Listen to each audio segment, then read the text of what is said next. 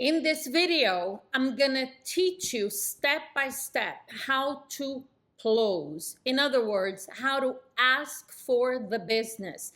This is without a doubt one of the most important skills that great listing agents must learn. I learned it the hard way because when I was selling real estate, I was scared of asking for the appointment more than once. I was making a lot of calls and I was getting a lot of leads, but I wasn't setting appointments and taking listings. And one of the critical, most important reasons why is I wasn't asking for the appointment. I would ask once, they would say no and give me an objection. No, I'm not ready now. No, I don't want to list with an agent. No, I don't want to pay a commission. No, I'm going to take it off the market, whatever. And I would say, oh, okay, well, I'll call you back in a week or a month. So I was getting a lot of leads. And some of these leads I thought were really great leads. What do I consider a great lead? Somebody that I talked to and couldn't set an appointment, but I'm feeling really confident that when I call back, I'll be able to set an appointment because they want to sell. Now, why was I scared to ask more than once? I'm sure a lot of you watching can relate to this. I know because I've coached tens of thousands of agents, and most agents go through this until they learn. Why? I was afraid to come across as pushy. You know, they already said no once, so a no is a no. That's what I used to think. And also, obviously, nobody wants to come across pushy, but I was afraid of losing this potential client here, because if they think I'm pushy, they get upset, they hang up on me, I'm gonna lose it. So I was very cautious with that. Okay, so I end up with a lot of leads. And then what happens? I call them back in a few days, a week or two or whatever, and one of two things would happen. Think about this. I'm sure you can relate to this. Either they would never answer the phone again. It's like, what happened? Did they just vanish off the face of the earth? Because I talked to them a week ago and now I call several times, I call different days, they don't answer the phone. And or the ones that I was able to talk to that answered told me that they had already listed with another agent. And I'm sitting here thinking, wait a minute, you told me you weren't interested, you weren't listed, you weren't paying commission, now you list with another agent. What is going on here, right? So here's what I learned. Obviously, when I started, I didn't know this. Write this down. Very important. Motivated sellers are looking for an aggressive agent. Think about it. A motivated seller, someone who either has to or really wants to sell, that's what they're looking for. An aggressive agent that they believe can get the job done, can find the buyer, can negotiate the highest price. I wasn't showing up as that agent on the phone. Now, imagine, I'm afraid to ask for the appointment more than once. They're thinking, well, I mean, there's nothing here that resembles an aggressive agent, and it was costing me a lot of business. Then I wrote this down. Looking at it now with all the experience that I have, it's easy to see that what I was doing made no sense. Wait a minute. They're looking for an aggressive agent. I'm scared of closing. Obviously, this is not going to work. I wasted a lot of time. I was continuously being disappointed by the fact that I never talked to them again or they listed with somebody else. And it's very discouraging because you realize, well, certainly this is not working. I got to figure something else out. Now, one of the reasons why I was afraid to ask more than once is I didn't know how to do it effectively without sounding pushy. I didn't know how. After some time, like banging my head against the wall, losing prospects, leads, listings, I learned, okay, and I'm going to teach you how, okay? Hang on.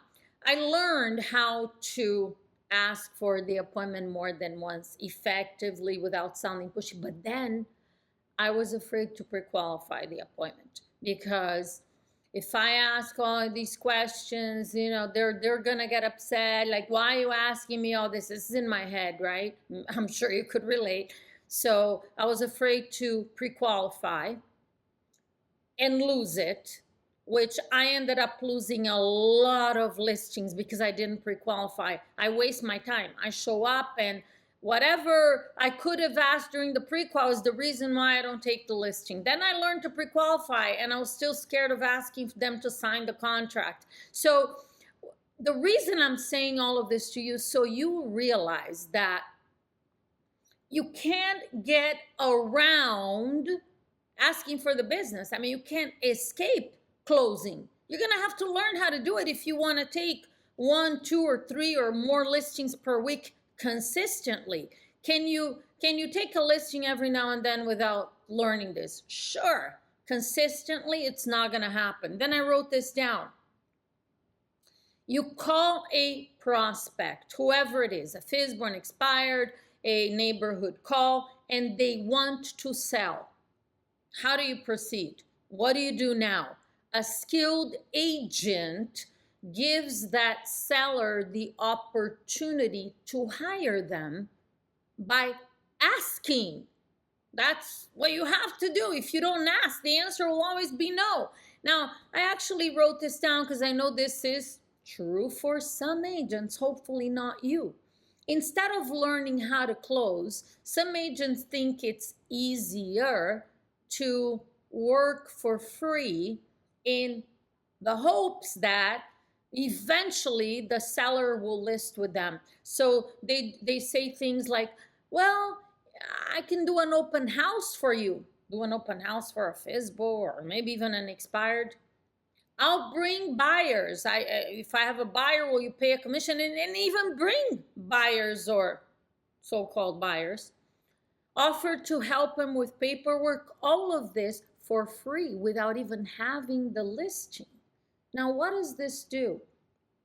This makes you look weak and desperate, because an agent who believes in the value of what they do and they're confident that working with them is the best decision a seller can make, they're not working for free.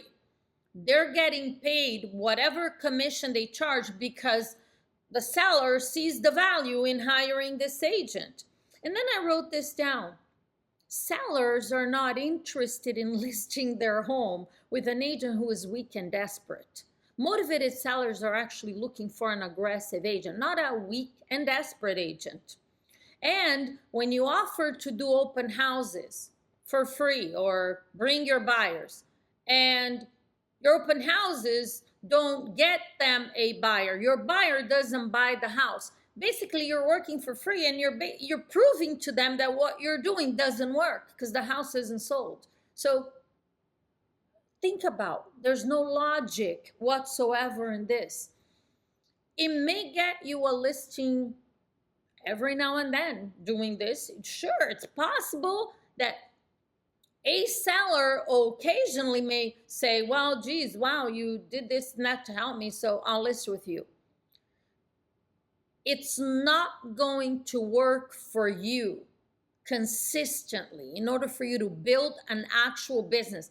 Sure, you could take a listing every few months doing this, but I assume that's not what you're looking to do with your real estate license. And you don't want to be wasting a bunch of time, which this is also going to waste you a lot of time. Think about it. When you offer to work for free,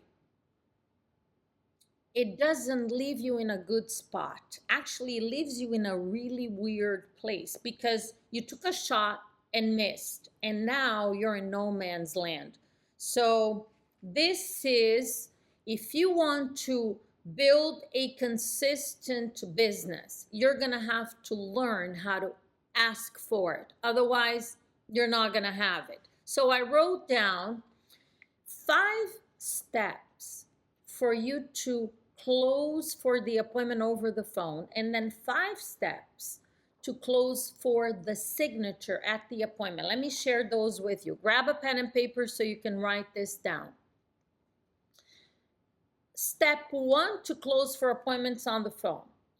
Make it easy for them to say yes. How do you do that? When you ask for the appointment, say, Mr. Seller, I'd like to meet with you for just 20 minutes. Just 20 minutes makes it very easy for them to say yes. And then you give them options of time. I'd like to meet with you for just 20 minutes. Would 3 o'clock work for you today? Would 4 be better? You're making it easy. You're giving them choices, and it's a short meeting. It's not like other real estate agents out there that come out and spend 2 hours talking about stuff that the seller couldn't care less about. What else makes it easy? If they say, well, no, I'm not interested, take the pressure off. Say, Mr. Seller, I understand you're not interested in listing your property right now. What I'd like to do is come by and show you how working with me would benefit you in the sale of your home. This is just one example. There's many ways of saying this. How working with me would benefit you financially, if it's a FISBO or whatever. And at the end of our meeting, you decide what's best for yourself. Would 3 o'clock work today? Would 4 be better? So now they're not feeling like, well, I don't want to listen. I understand you don't. You don't know who I am. You don't know what I do. I wouldn't expect you to tell me over the phone that, sure, come over, I'm listing with you without knowing even how I can help you. Let me show you 20 minutes. So it takes the pressure off. It's easy to say yes. Number 2, I wrote down, remember that when they say no, it's a reflex response. It's a reflex no. You've heard of this before. And their no is just a point of transition for you. That's all it is. It's okay. No, it's not a final no. It's not a definite. It's just no, and they usually give you an objection, which you have to handle it and ask again, which is step number 3. Create doubt by saying things that they're interested in. That's how you transition to another close. Let me give you an example. For sale by owner says, I don't want to pay a commission. No, you asked for the appointment first time, right? No, I don't want to pay a commission. I completely understand, Mr. Seller. And what I hear you saying is, obviously, you want to sell your home for the most money possible, and you want to walk away from the closing table with the most money possible. And from your perspective, not paying a commission is how that's going to happen, right? I'm just repeating what they said with different words. They're going to say, exactly, yeah, that's right. I understand, Mr. Seller, and if I can show you a way, creating doubt, if I can show you a way how by working with me, you would be able to net more money than if you sold it yourself. Is that something you'd be interested in looking at?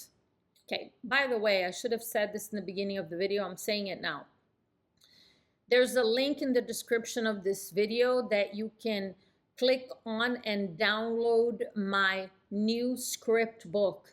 This close that I just gave you, all of my scripts are there. Okay, so make sure you download it for free. So these if blank, would you blank questions create doubt and also make it easy for them to say yes, because they're thinking, would I be interested in it? Sure, I'll hear what you have to say. They're not committing to listing with you, so there's no pressure.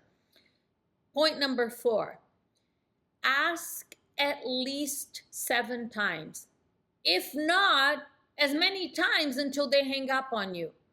But I teach my clients to play the 7 pennies game. Put 7 pennies by your phone and make sure that it's just a visual that you're moving them away every time you ask for the appointment, because it takes 5 closes. It takes asking 5 times to get a yes 80% of the time.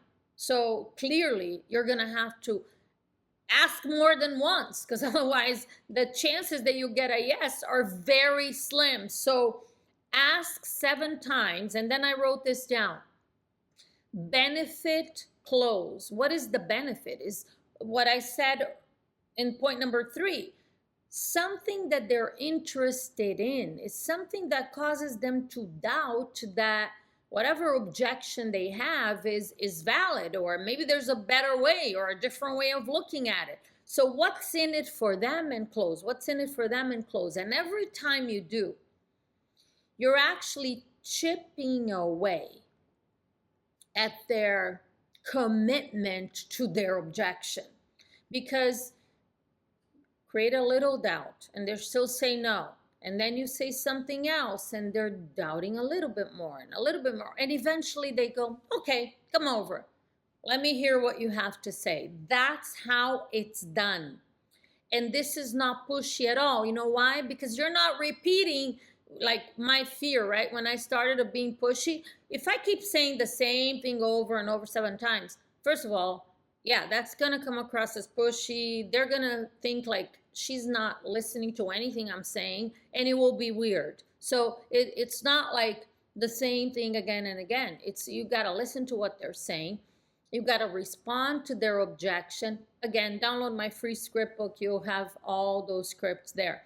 And then point number 5, remember that motivated sellers are looking for an aggressive agent. You want to get the appointment, ask for it enough times. That is one way to show them that you are an aggressive agent. You give them what they want, you'll get what you want. Now, 5 steps to close for the signature at the listing appointment.